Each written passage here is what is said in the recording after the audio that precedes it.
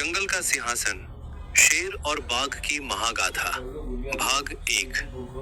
वीरवन और दो शक्तियां। घने और रहस्यमय जंगल के बीच एक विशाल वन फैला हुआ था, जिसे सभी जानवर वीरवन कहते। भाग 2। अहंकार, संघर्ष और विभाजन।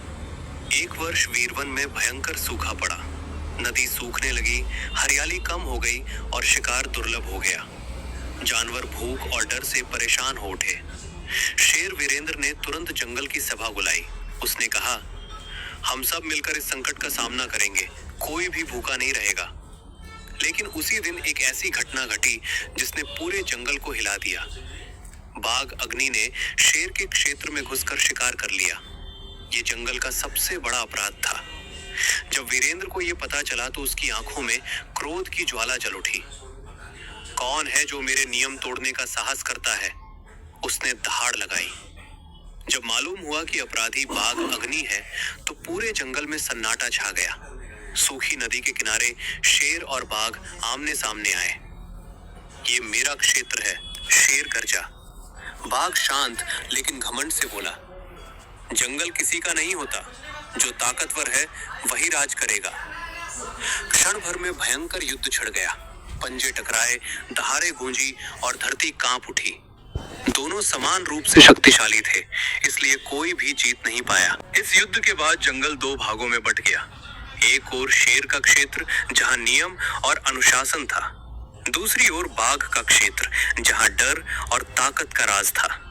सबसे ज्यादा कष्ट छोटे जानवरों को हुआ। लोमड़ी ने चिंता से कहा, अगर ये युद्ध बढ़ा तो पूरा जंगल नष्ट हो जाएगा। भाग 3। एकता, बलिदान और नया सवेरा। इसी बीच वीर वन पर एक नया संकट आ पड़ा। मानव शिकारी। वे बंदूकें और जाल लेकर जंगल में घुस आए। कई जानवर मारे गए और पूरे जंगल में चीख पुकार मच गई। पहली बार शेर और बाघ दोनों को एहसास हुआ कि असली दुश्मन वे नहीं बल्कि इंसान है। बुद्धिमान हाथी ने संदेश भिजवाया, अगर शेर और बाघ साथ नहीं आए तो वीर वन नष्ट हो जाएगा।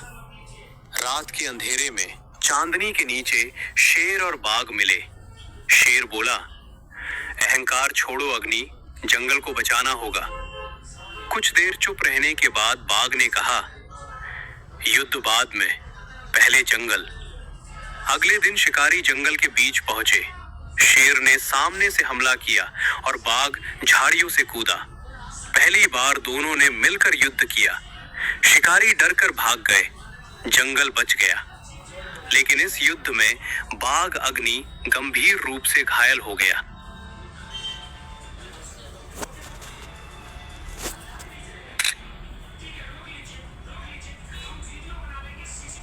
शेर उसके पास बैठा और बोला, तुमने जंगल बचाया।